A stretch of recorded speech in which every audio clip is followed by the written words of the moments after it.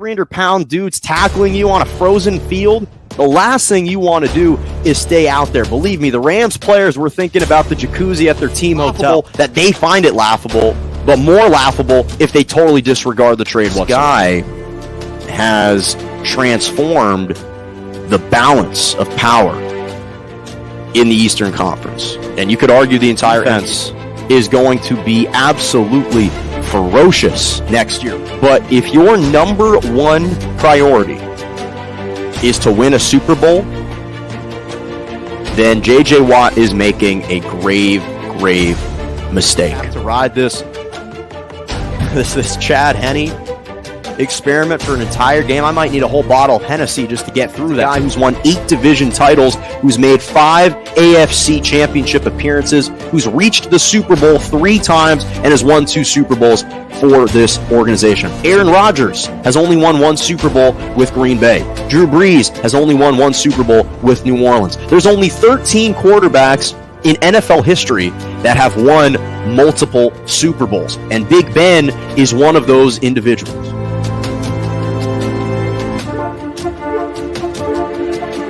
Good morning and welcome to Morning Joe right here on J&J Media Network, Facebook Live, Twitter, and on YouTube. I'm Jonah Malkin with you every single Monday and Wednesday morning, 11 a.m. to 12 p.m. Eastern Standard Time, 10 to 11 Central, and 8 to 9 a.m. Pacific. This is a special show today coming up at 8:30.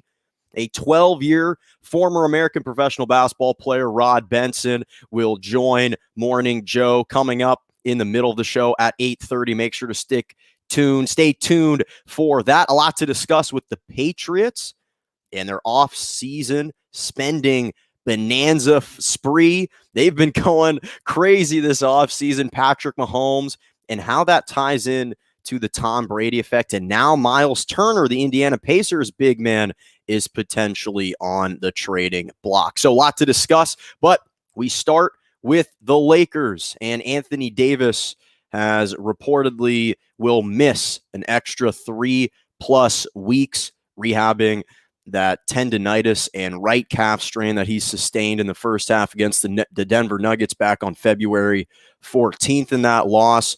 And this isn't surprising. The Lakers are wanting to take an abundance of caution with him.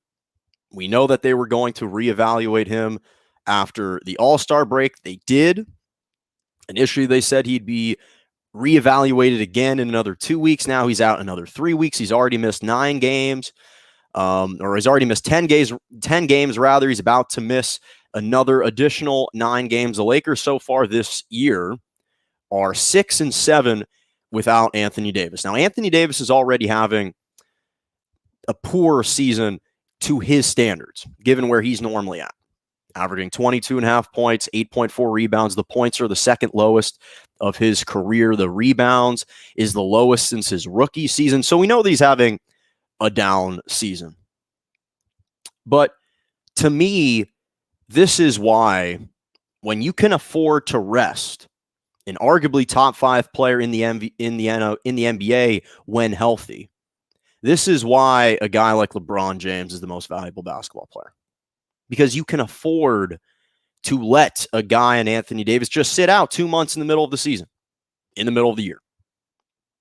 Because the Lakers have faith and have the trust that LeBron can carry the mantle, that LeBron can keep the Lakers in contention. And that's the reason why there's no panic and there's no worry, not only in the NBA, but with Lakers fans and the Lakers organization. No one has even been talking about recently, well, are the Lakers going to falter? Are they going to slide in the rankings and in the seedings? No one's talking about that because everyone's put their faith and their trust in LeBron to carry the team because he's proven that he's been able to do that time in and time out.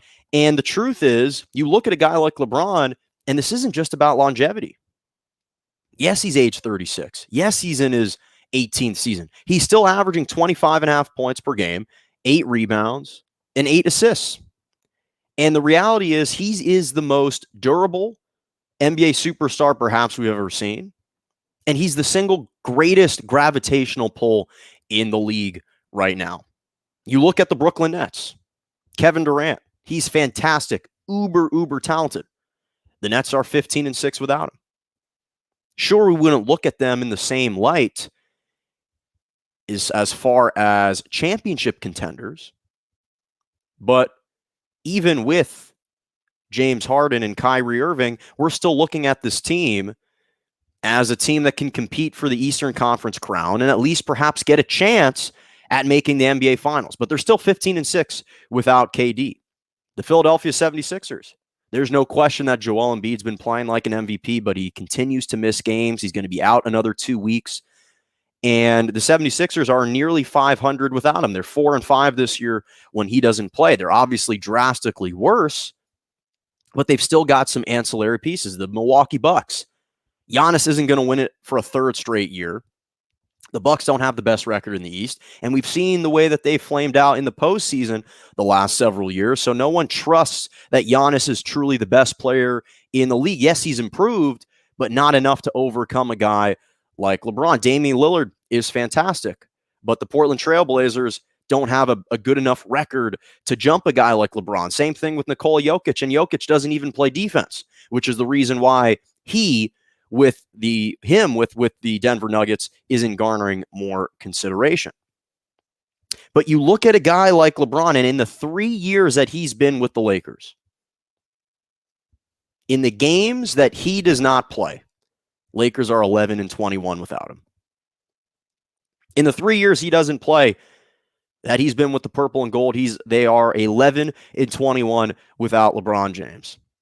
When he was with the Cleveland Cavaliers, the second go-around, in the 2014-2015 season through the 2017-2018 season, Cavaliers were 4-23 without him.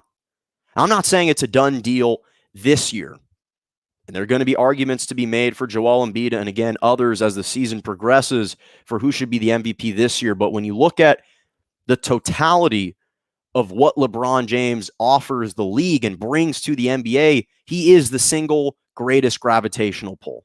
And it just amazes me the burden that he can shoulder year in and year out, and how literally, if he was to go down, even with Anthony Davis, even with Dennis Schroeder, even with Montrezl Harrell, and the entire Lakers cast of characters, Lakers might not even be viewed as a playoff team if it wasn't for LeBron.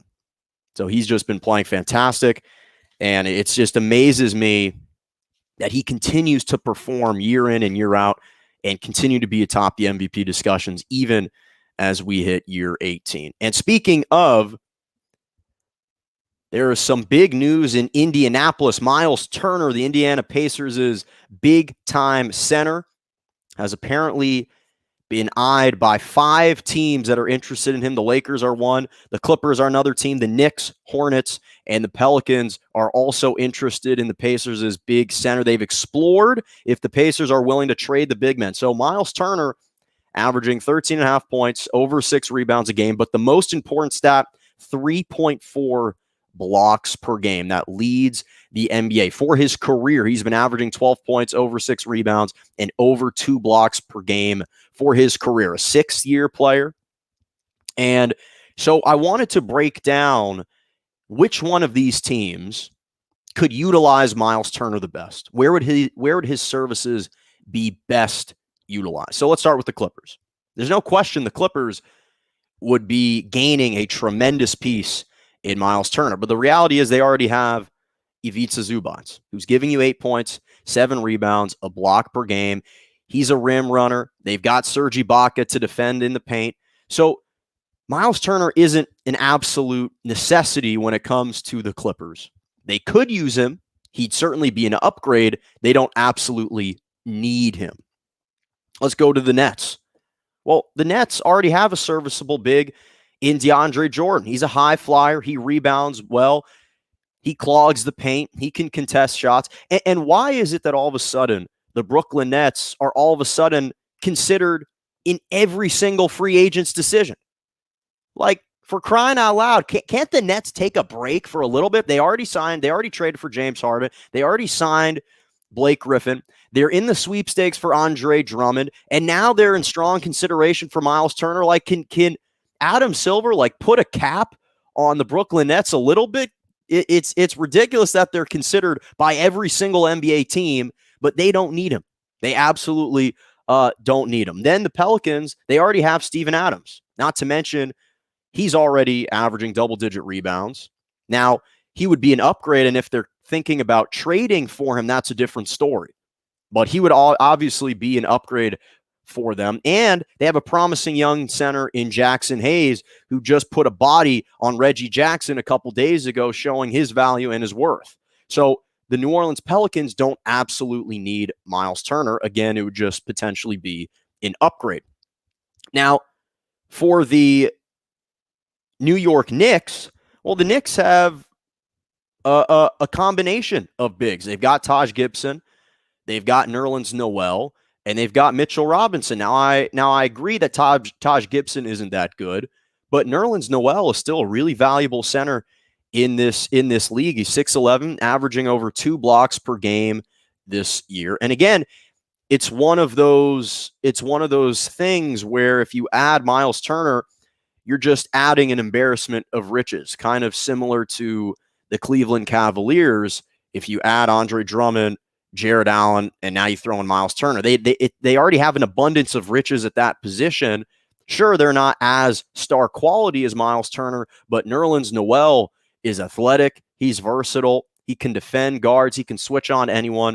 He is a great center for who the Knicks are and what they need. And then finally, the Charlotte Hornets. The Hornets don't really need a big center. They have Tyler Zeller in the middle. They've got Bismack Biyombo as well. I kind of just threw the Nets into this mix. They don't absolutely need him. It's not imperative that the Charlotte Hornets gain Myles Turner. Not to mention the Pacers and the Hornets are relatively close in the standings. The Hornets are a little bit above them. It's not like it would be a game changer for them if they were to acquire Myles Turner. The team that needs Myles Turner the most is the obvious pick. It's the Los Angeles Lakers. They are in the most dire need of a center. Marc Gasol has basically been rendered useless. He picks up 3 fouls in 5 minutes. He can't switch on to guards anymore. He's lost his step. He doesn't even rebound the ball that effectively. He just technically clogs up the paint, but not in a productive and beneficial way. And this is a guy in Myles Turner who, if you add him to the Lakers, that's the missing piece that they need. Obviously, Andre Drummond is also on the Lakers' bucket list, potentially, of players that they're interested in to fill that gap. And if anything, what we've seen, it's that when they let JaVale McGee go and Dwight Howard left in free agency, they illuminated a glaring hole in the middle. And that's where Myles Turner would come in for his career. He's shooting the 3 ball at a 35% clip, 31% from 3 this year, so a little bit down. But there's no question that it would be a major, major upgrade if the Lakers were to acquire Myles Turner. So it'll be interesting to see for sure. Again, coming up in about 15 to 20 minutes, 12-year former American professional basketball player Rod Benson will be joining me on Morning Joe. Cannot wait to have him on. That's going to be exciting. But got to transition to the NFL because this has been perhaps the most hectic NFL offseason that I've seen in years. And it's so interesting because in life, we've learned that there are those that can induce change on micro and local levels, and those that can induce change and influence change on a macro and a global scale. In Los Angeles, where I'm from, Nipsey Hussle, God rest his soul, was a renowned rapper in Los Angeles, but he wasn't appreciated on the global scale. Jay-Z impacted rapping on a global scale. Everyone knows Jay-Z. He walks into any building, anywhere, people know who Jay-Z is. There are many wealthy investors and individuals in different states, but Warren Buffett influences investing on a global scale. Warren Buffett invests in something, everyone's trying to get in on that. They want to know, what did I not see that this genius saw value in? And the same thing applies to athletes in sports. There are plenty of athletes that swing the pendulum when it comes to viewership and ratings. the city of Cleveland, Ohio, the city of Cleveland in the state of Ohio, their economy faltered when LeBron James left the Cleveland Cavaliers.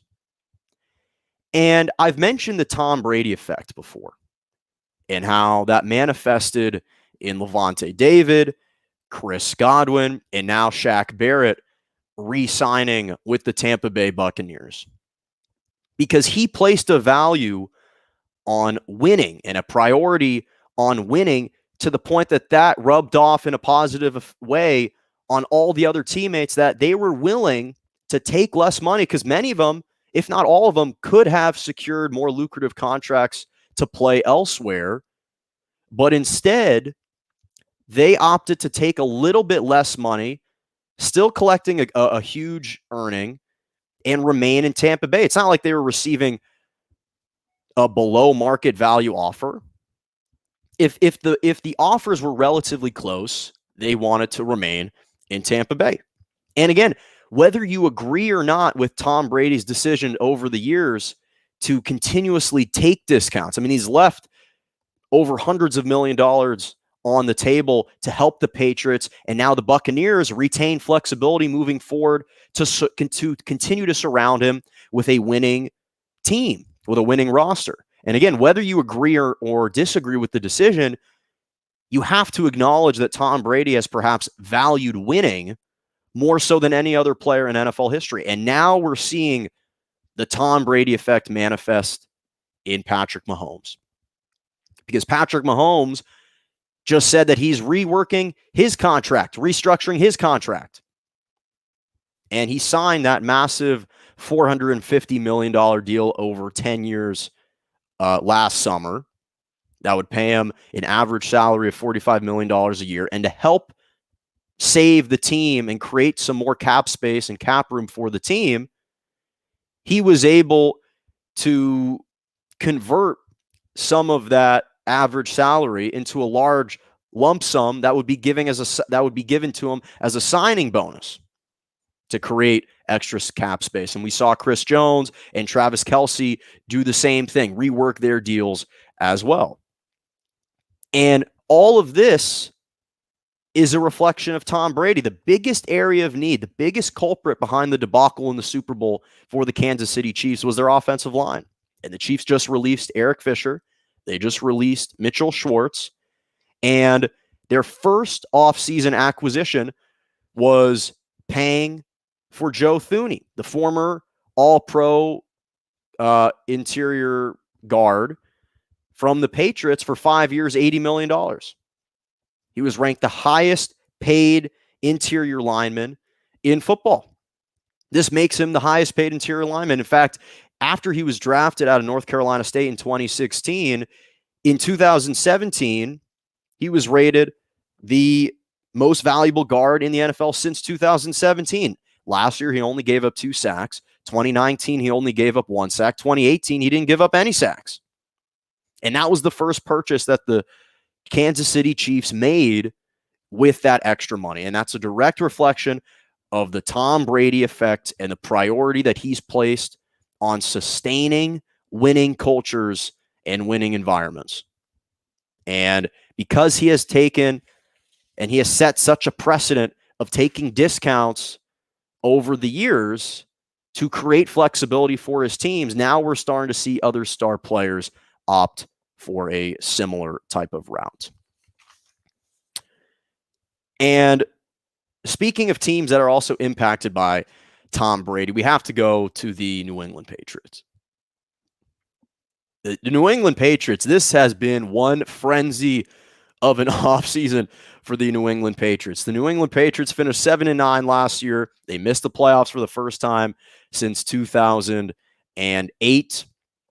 And there's a great adage in life, which is experience is the best teacher.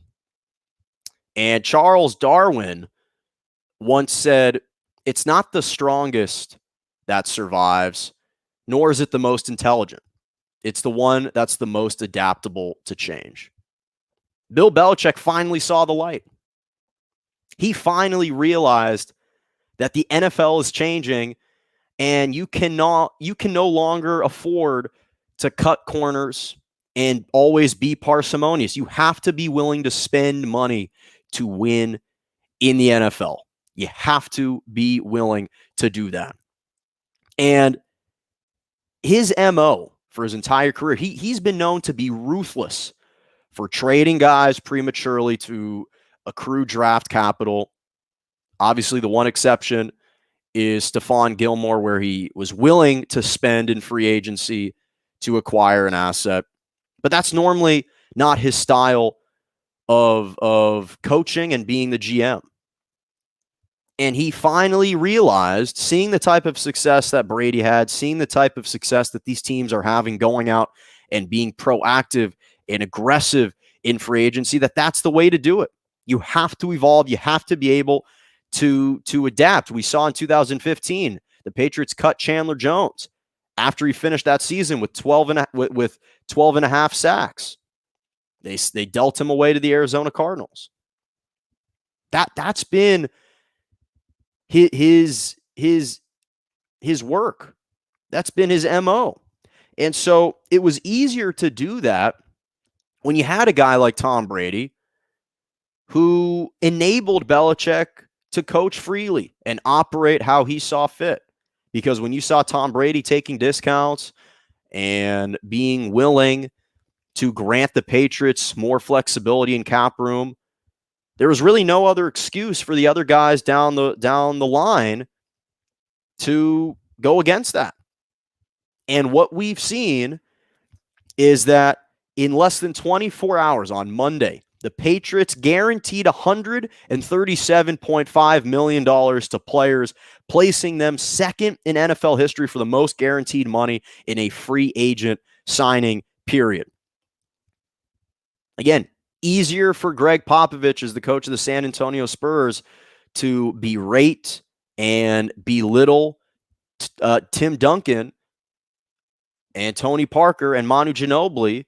It's easier to go down the line and just light up into all the players when those stars are being willing to take the brunt of the criticism. But at one point, Kawhi Leonard said, "Hey, you know what? I don't want to be a part of this. I don't like this coaching style. I don't need this anymore." And he got up out of town and he left the San Antonio Spurs. So the Patriots enter this offseason with the fourth most cap space in the NFL with about $57 million. And what do? Their first major acquisition, they sign the former Tennessee tight end, Jonah Smith. They signed the Chargers star tight end, Hunter Henry. And 4 years, $50 million to Jonnu Smith, which was the second largest contract the Patriots have doled out on an average salary basis in over a decade. Again, the only other exception is Stephon Gilmore. Jonnu Smith had career highs in receptions, receiving yards, and touchdowns this past season. Hunter Henry, a 3-year, $37.5 million contract, had over 60 catches for the Los Angeles Chargers last year, second most receptions for his career on the team, third most receiving yards and touchdowns on the team. They were willing to spend on wide receivers. Nelson Aguilar, a 2-year, $26 million deal. Kendrick Bourne from the 49ers, a 3-year, $22 million deal to help add that vertical aspect that the Patriots were missing for Cam Newton last year. Then they signed Matthew Judon from the Baltimore Ravens to a 4-year, $56 million deal. And the reason why that was an important signing is because the Patriots tallied just 24 sacks last year. And this was a guy in Judon who was one of only 3 outside linebackers to amass at least 50 tackles, at least 5 sacks, and at least 20 quarterback hits this past season. That's big. They signed Jalen Mills, safety out of the Philadelphia Eagles. They also signed Devon Godshaw, who was from the Miami Dolphins, who clogs the lane. They have gone out and have spent money on these pieces. And now you've got Dante Hightower and Patrick Chung likely opting back into this season when they opted out last year. And so Now this offense is much more electric. It's much more explosive. And Cam Newton finally has some offensive pieces that he can hit. His most successful season when he won the MVP in 2015 with the Carolina Panthers, his most go-to target was a tight end in Greg Olsen. So now you're going to almost play an offense reminiscent of the Rob Gronkowski, Aaron Hernandez days, where you've got Jonnu Smith and Hunter Henry acting as that safety blanket right in the middle of the field every single time. And now you've got Nelson Aguilar and Kendrick Bourne's upgrades on the outside to add that vertical threat for Cam Newton. It's going to be a much changed offseason. And they acquired a right tackle, Trent Brown, from the Las Vegas Raiders. This team has been upgrading all facets of their team. And listen, there's no rest for the weary. And Bill Belichick had to look himself in the mirror and be willing to discard his antiquated ways and say, I have to adapt. And now the Patriots are priming themselves for a major resurgence in 2021. And again, it's interesting to just see how quickly things change and how quickly the NFL evolves, how quickly players, teams, coaches and GMs have to evolve and quickly adapt when they're seeing the type of money that players are commanding and how that translates to winning. Oftentimes, the Patriots never spent these exorbitant amounts of money before. Now they're willing to do it. And now we're seeing perhaps the positive ramifications of that and the positive consequences that can come of it. Okay. Once again, in about 5-10 minutes, 12-year former American professional basketball player Rod Benson will be joining me on Morning Joe. Cannot wait for that. Couple quick NFL quick hitters. So Emmanuel Sanders just signed a 1-year, $6 million deal to go sign and play for the Buffalo Bills. That's going to be a nice addition.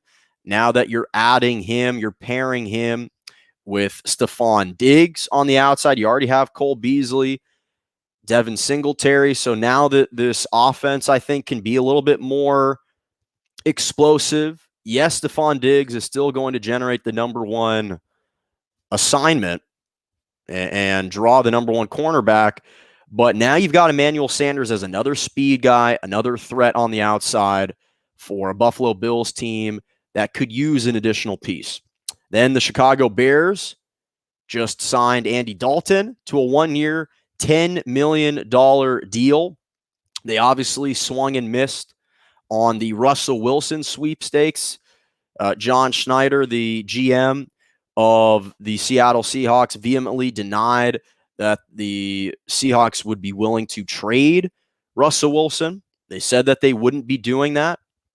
And so Bears have to look for a plan B. And obviously, when you have a guy in Andy Dalton, he can kind of serve as the bridge and kind of a temporary placeholder until you find that franchise caliber quarterback. So that's Andy Dalton. Then the Tennessee Titans just signed Bud Dupree, a 5-year, $85 million deal, the former Steelers outside linebacker. We know that the Titans were a bottom 5 defense in the NFL last year, and they especially were bad when it came to the pass rush. They could not generate any pass rush last year, especially with Jadeveon Clowney not living up to that $12 million contract that he signed in the offseason. And the one thing we know, if you're the Tennessee Titans, is that if you are getting a healthy Bud Dupree, because we know that that's the biggest question mark, is his health. He tore his ACL last year. If you're getting a healthy Bud Dupree, you are getting an absolute terror, an absolute menace. Because last year he had recorded 8 sacks. He had recorded 8 sacks in 11 games before he tore his ACL. Then in 2019, he had recorded 11 and a half sacks. So we know what type of production this guy can offer if he is healthy. And so if the Tennessee Titans are gaining a healthy Bud Dupree, then this is a major, major upgrade for them.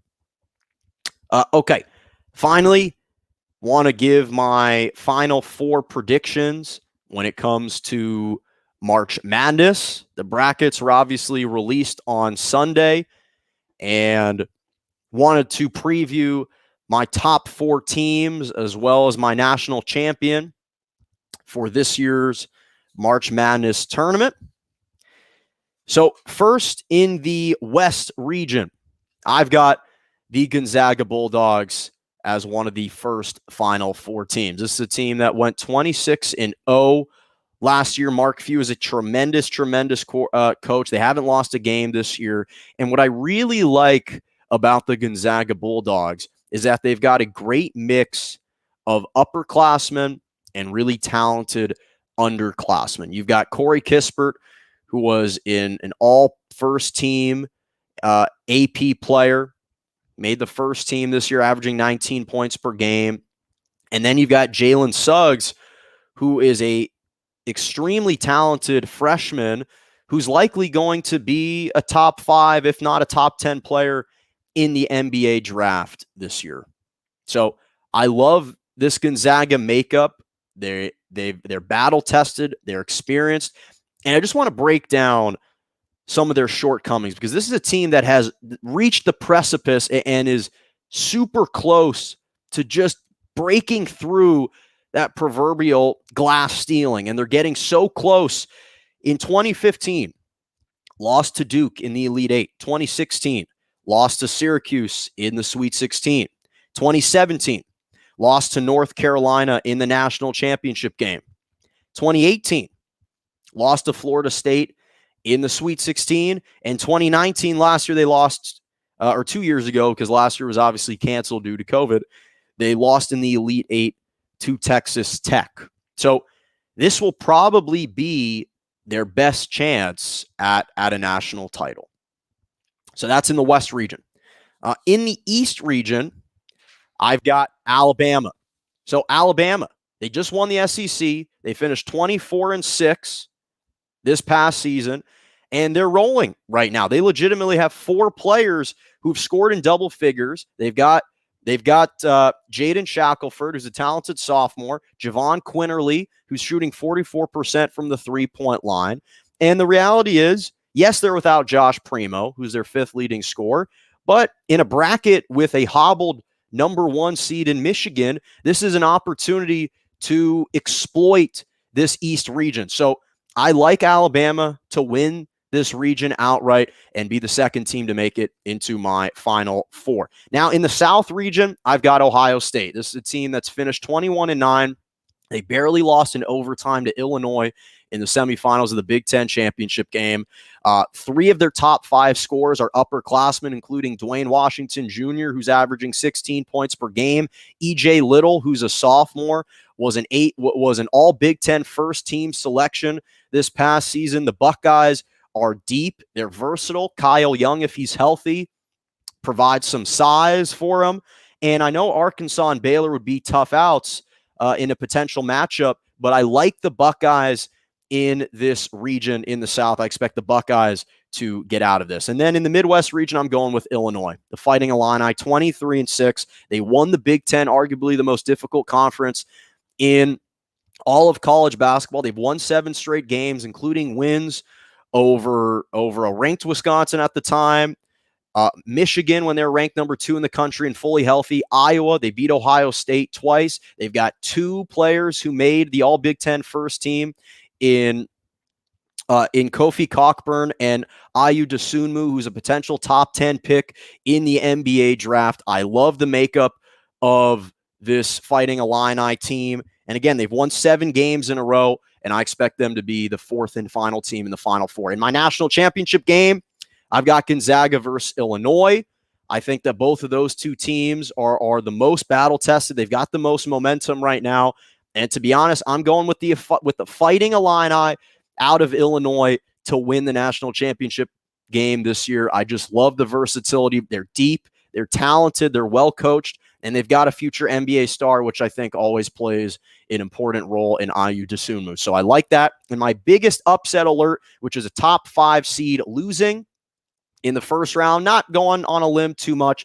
I'm going with Villanova to lose in the first round against Winthrop. Their best player, their point guard, Colin Gillespie, tore his MCL a couple weeks ago, and the Wildcats are 0-2 without him. And I just don't see them being able to kind of regroup. I love Jay Wright as a coach. I just don't think this is their year. Okay, so I promised you that I'd be bringing on a special guest onto the show, and I kind of just threw this away for a second.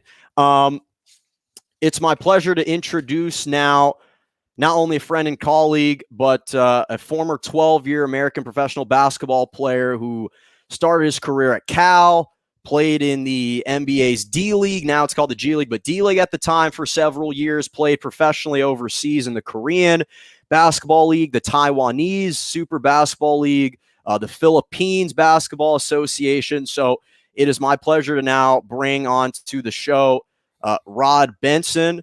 Rod, first of all, thank you so much for joining me. It's been a long time. How's it going?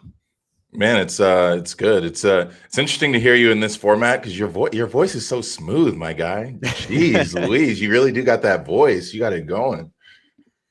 Oh, I appreciate that. I appreciate that. And for those that don't know, you and I first got to know each other at the Venice Basketball League when we first got a chance to call some games together, Professional Summer Basketball League in Venice Beach. And I remember, Rod, I was saying to myself when Nick first kind of approached me and said, hey, I've got someone who I want to call this game with you.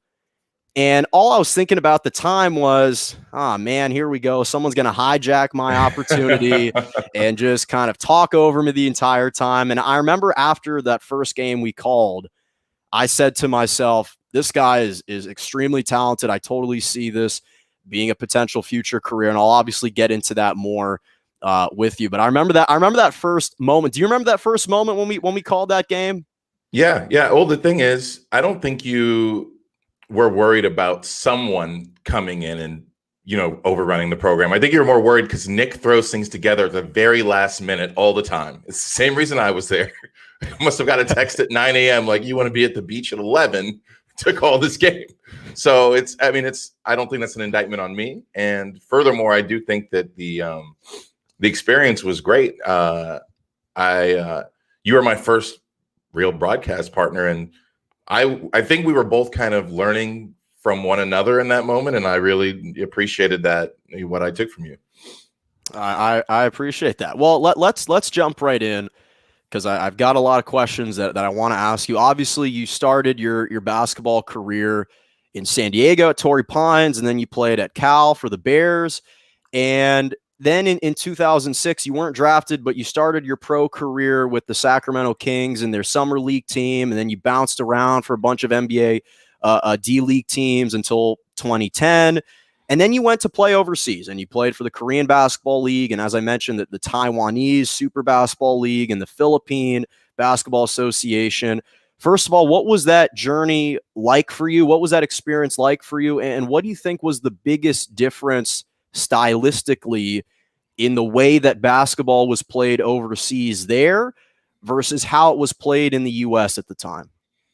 Yeah, back then the D-League was, obviously much different. So it was just playing the D-League felt truly like, anytime you did something well, it was taking your bows beneath the stage. Like, nobody saw, nobody talked about it.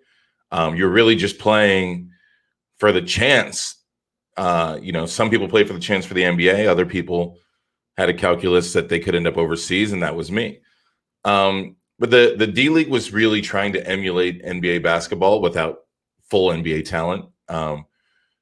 So the games were, they were fast, but also it could be boring at times just because you don't have fans. And it's a 48-minute game, and it's some guys who don't care to be there. It's a snowstorm in Iowa, and you're at the Wells Fargo Center, and here we are, going overseas was so different because now you have this NBA style energy. Actually, I'd more liken it to like big time college energy, and then the talent level is much lower. And that's not to say that the skill level isn't lower, but the biggest difference I would say between, let's say, Korea and the NBA is not on the big man side. I mean, there's some 6'10", 6'11" guys, but it's more that the guards are 5'11", 6 feet. And the three men are like 6'4", 6'5". So, and you get a very fast game and a very technical game because they know what to do to, like, imagine if you were playing 5-on-5, but three people on each team were Steve Nash.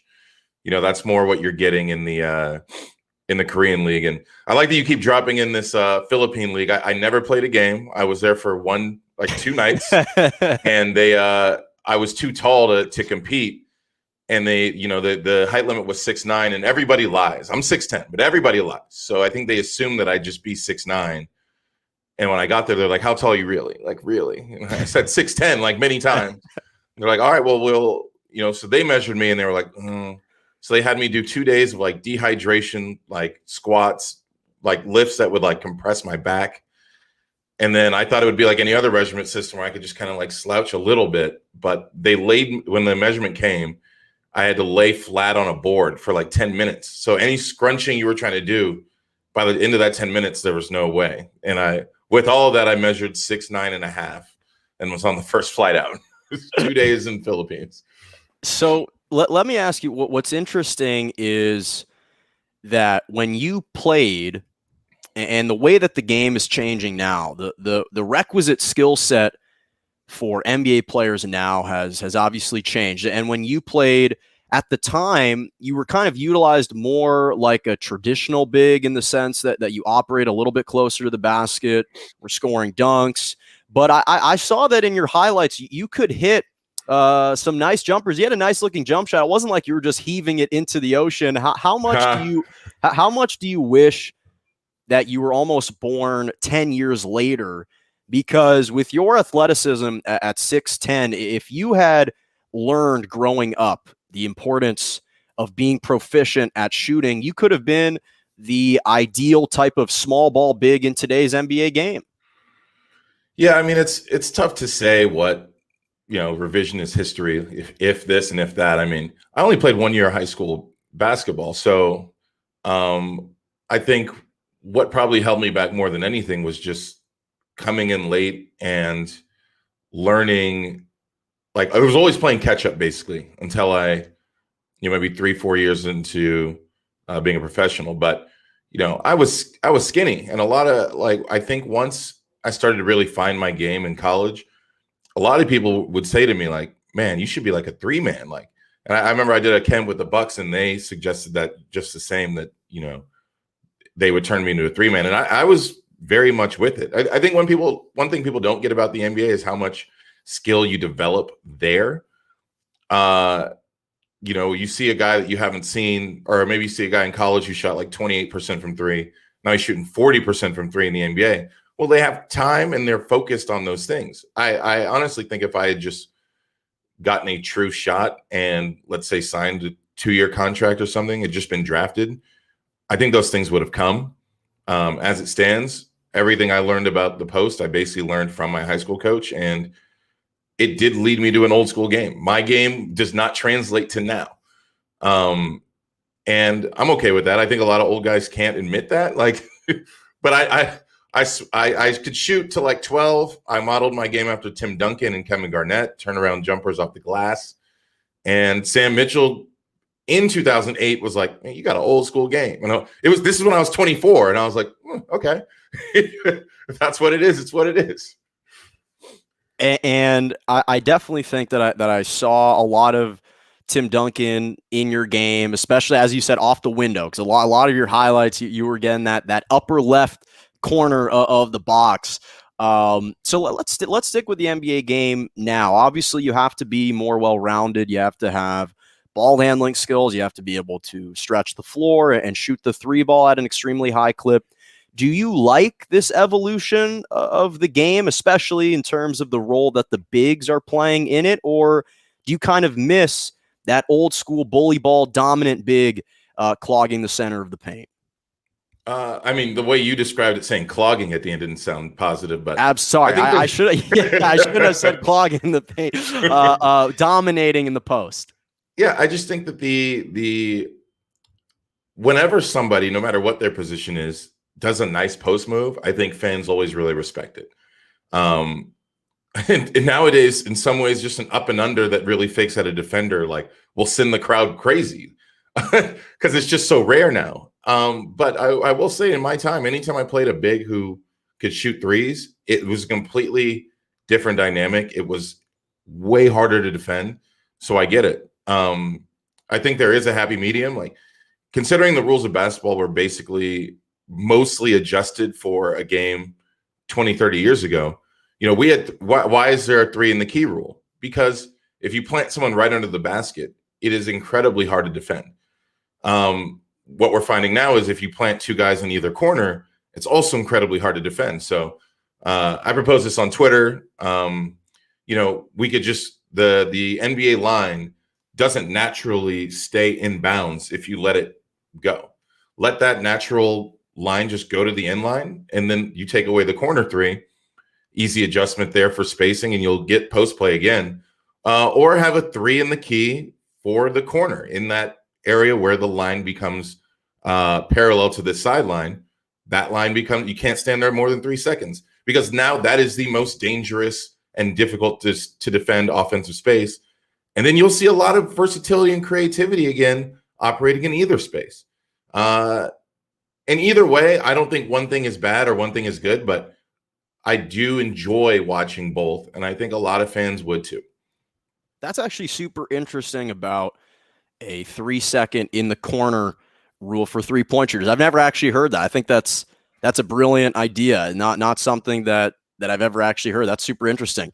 So sticking with social media, by the way, I saw that you posted a throwback picture of yourself on Instagram yesterday wearing the undershirt and calling attention to more players wearing the undershirt. So let me ask you, because the natural follow-up question is, do you think it's still fashionable to wear undershirts today? And what do you think when you see college basketball players or NBA players, for that matter, wearing an undershirt when they're out there on the floor? Well, the undershirts have evolved a lot, right? The old undershirt was loose. Now with all this dry fit and stretch Lululemon technology, an undershirt looks kind of weird because it really hugs the shoulders. Honestly, the only reason I wore an undershirt, and I swear I would not have worn one, is my arms and shoulders were so skinny, I was just embarrassed to show them off. And I think for a lot of college guys, that's exactly the reason they wore it.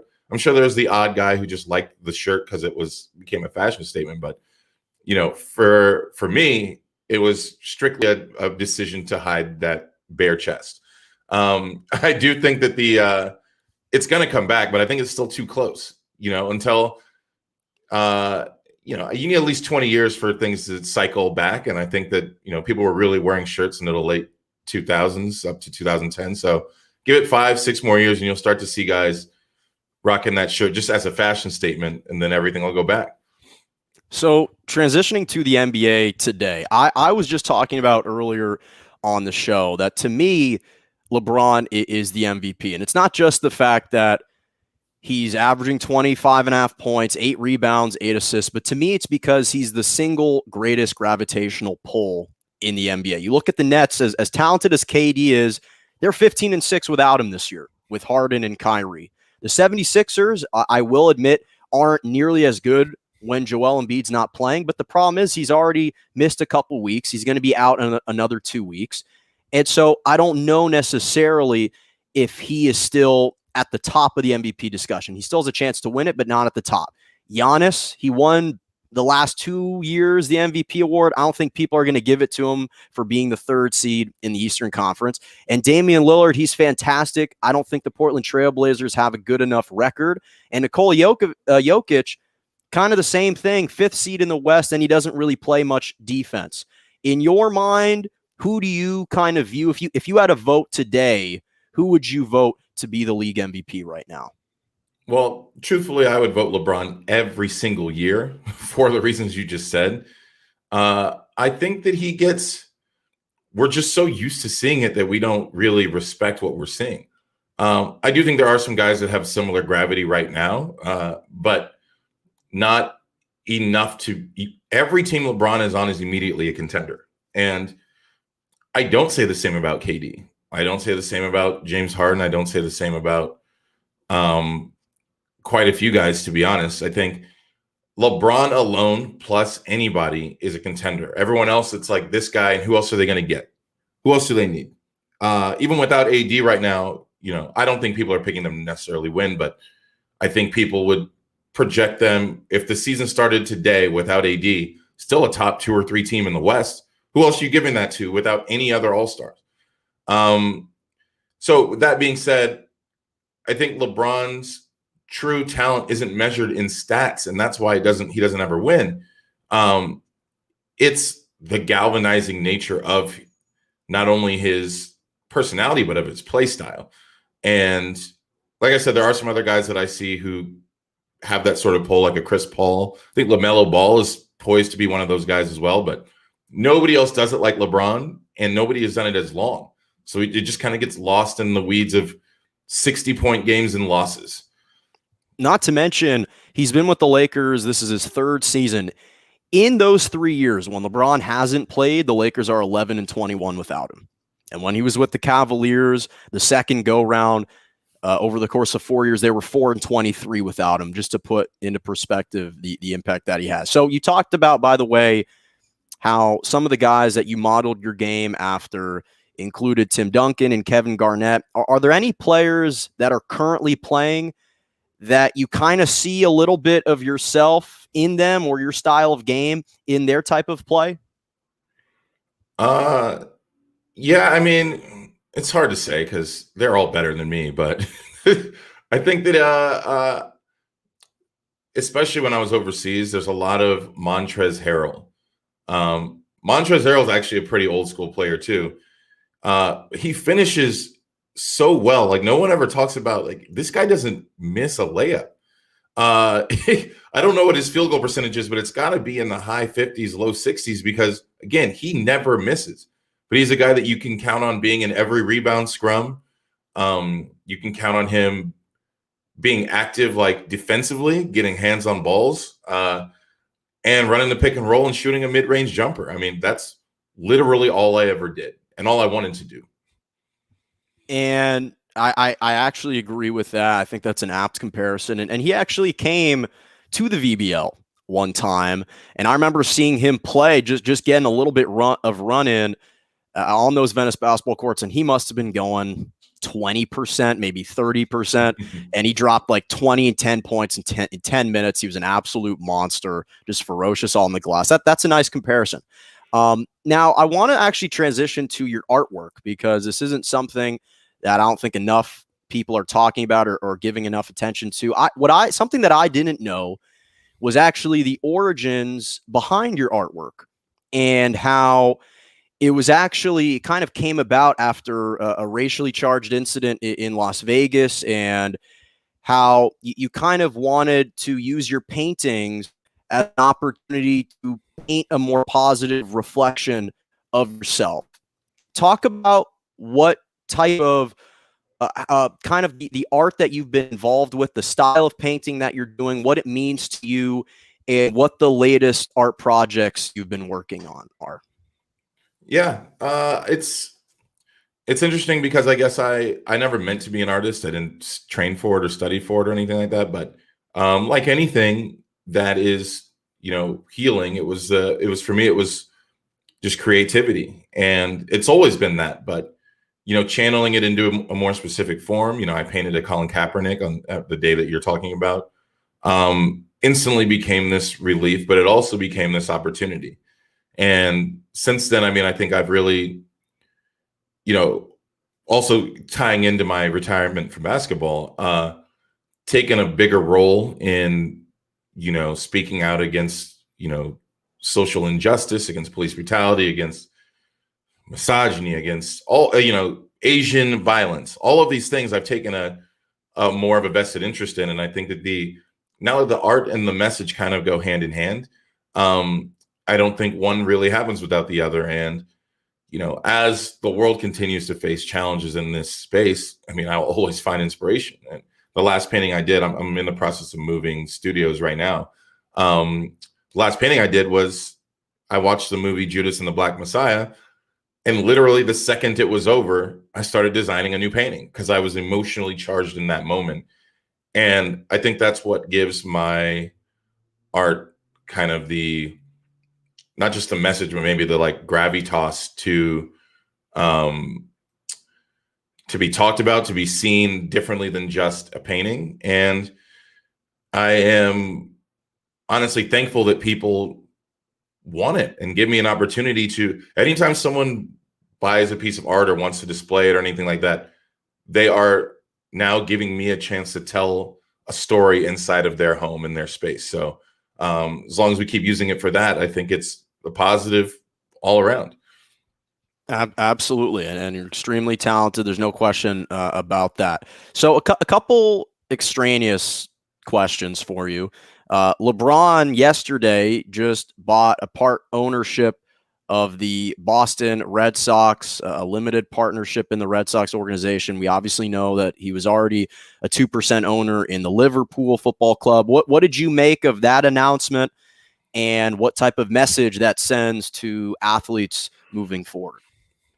Well, I thought two things right off the bat. One, why Boston?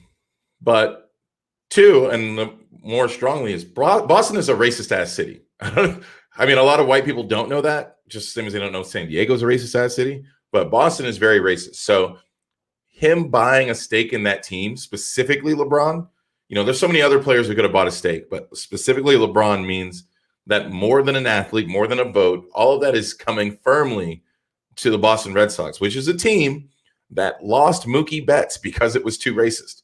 Mookie Betts, who just helped the Dodgers win a World Series, they could have kept him, but Boston was too racist. Would Mookie Betts have left if LeBron was part owner? Maybe not.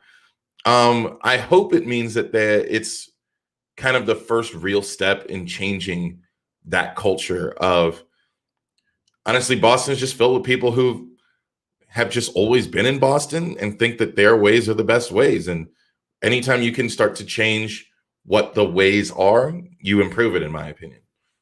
And finally, March Madness begins tomorrow. I don't know if you filled out a bracket, but if you have, or if you haven't, if you've at least gotten a chance to take a look at the bracket, who do you have in your Final Four, and who do you have winning the national title this year?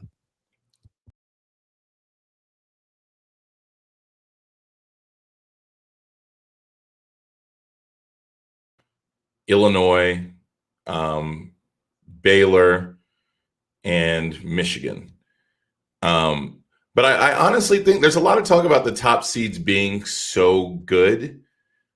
I really only think Gonzaga is that unbeatable. I mean, Baylor looked really great too, but I think this could be a year where any seed 1 through 8 can win. I say that because a lot of the 8 seeds are like teams that finish second or third in their leagues. There was so much turmoil early in the season that affected a lot of these teams' records and abilities to train.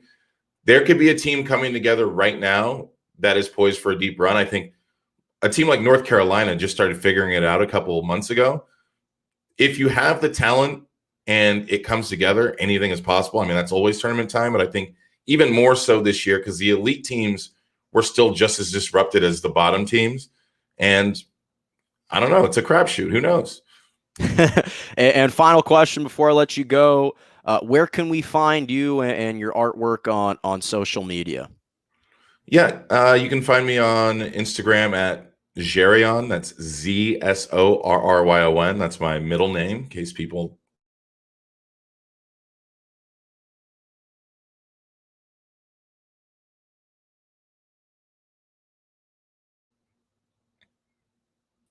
Oh, sorry. Can you repeat that one more time? I think it might have cut out for 1 second. Sorry, repeat that one more time. Yeah, you can find me on Instagram at Zsorryon. That's Zsorryon. It's my middle name.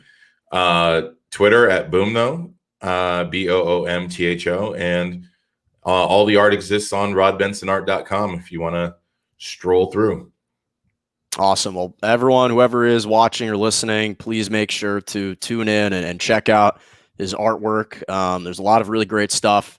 I've personally seen a lot of your stuff on social media. You're really talented. And then congratulations on recently being hired as a Pac-12 network analyst. I know you haven't debuted yet, but when you do, I'm looking forward, as we all are, to hearing you, because I know you're a natural with that. So best of luck with that. Thank you again so much for joining me, and hope you have a great rest of your week, Rod. Yeah, thanks for having me. If I'm gonna debut, you're coming with me. That's the plan. I'll look forward to that. All right, Rod Benson, thank you so much again. Pleasure to have him on with me. Not only a friend and a colleague, but someone that I just kind of befriended in an organic way. And it's one of those things where you just try and maintain relationships with people, stay in touch with people. And I was so privileged to have him on right now. That was fun. That was fun. Okay, final topic, Malkin's moments, my favorite moments from the week. As I just asked Rod a second ago, LeBron James became a part owner of the Boston Red Sox, joined the Fenway Sports Group in a limited partnership capacity. He's already owned 2% of the Liverpool Football Club, who just won the English Premier League just recently.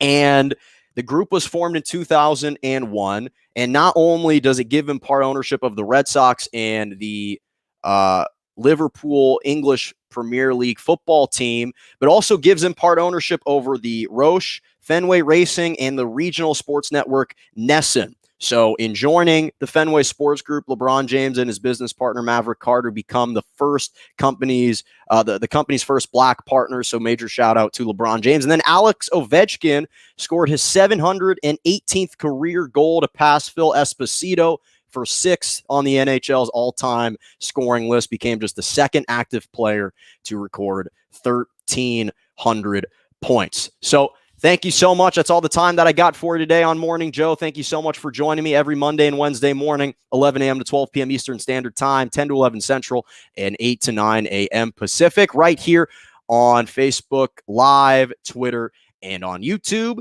And as always, have a lovely rest of your morning.